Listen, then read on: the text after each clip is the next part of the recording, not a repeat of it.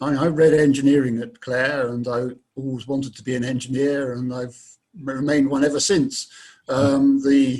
The big changes have been in what form of engineering I'd done. That I arrived at Clare with an apprenticeship to the British Aircraft Corporation, so I thought, oh, I'll be an aeronautical engineer.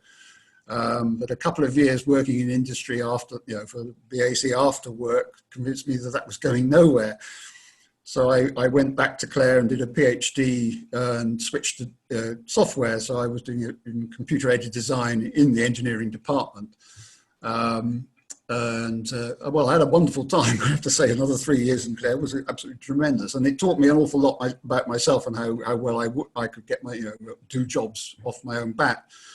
And I came to the end of it, and I was applying for software jobs, typically in Cambridge, and also looking around to see what other engineering was going on. And in the end, I decided I actually really did want to stay an engineer and not work with code the whole time. I'm probably not disciplined enough to be a good software engineer. I hate having to prove software and make it work.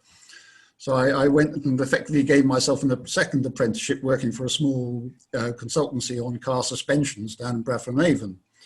And that went on quite long until about 1982, when their work died death and I got made redundant. And I found a position working in a design group for GEC at their mechanical engineering laboratories in Leicester. I eventually ended up running the small design group there that I was working in, and for 2 or 3 years. And then I had my life-changing event, because reached the grand old age of 36, and I finally had a girlfriend who stuck around, if you see what I mean. And I thought, well, and she was given a prime job at a school in Bristol, which is head teacher. And I thought, right, I've got to bite the bullet here. And so I resigned the job and thought, well, I think I can probably get a job near Bristol. And in fact, the chap who'd been chief engineer at the consultancy had been after me for some time. So I went and worked for him again back in Bradford-on-Avon. And I think actually I realised that probably that's what I'd found my métier, in the sense that I really enjoy the technical challenges, and I wasn't bothered at all by the management responsibility I'd had at GEC. So I acted there as a consultant for 12 years, and then by which stage both my parents had died and left me a little money.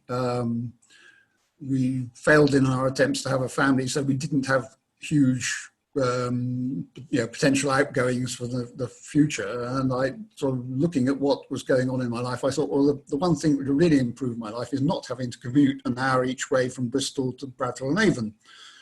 And so I resigned the job and set myself up as a one-man company, and actually just continued working for the same firm, because well, initially, obviously, they had nobody to do the work I'd been doing, and they were happy to keep giving me work, well, for at least sort of 10 years, quite more than I was after. I mean, I had the backing of my parents' money, obviously, to give me a sort of a breadline existence, and we paid off the mortgage. And so so I kept on enjoying doing my engineering, and that's just gradually faded out. I still have the company, but I haven't actually done any work now for 2 or 3 years. I wouldn't say it was a typical engineering career, but I would say the main thing is I've actually ended up doing a lot of work that I really enjoyed, some of which has been useful. I guess my advice to current graduates is, as everybody else has said, is try and find something you enjoy doing, because you spend a lot of time on it.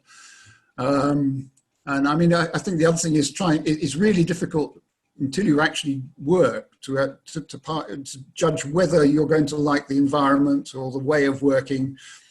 I mean, I found that eventually I liked working for small organizations. I'm not really I have no real desire to work for anywhere big.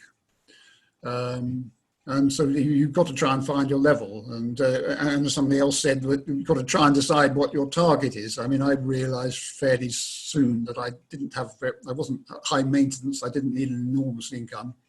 and I'd rather get satisfaction from the work, and that's what driven me along. So I wouldn't say I'm a shining example of anything, but I've enjoyed myself.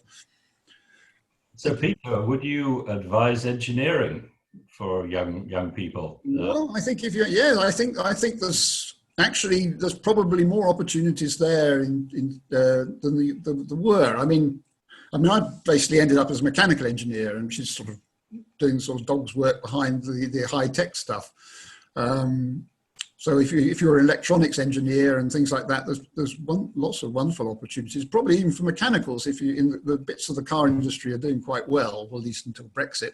But yeah, I mean, if people are that way inclined. I mean, a lot of people become engineers and end up just as managers, and that seems perfectly valid. I mean, they understand what their business is doing, but I mean, even in my little group, I barely did any engineering. So it's a route towards management if that's what you want to do. But I realised I had no real desire to become a director or anything like that of any big organisation.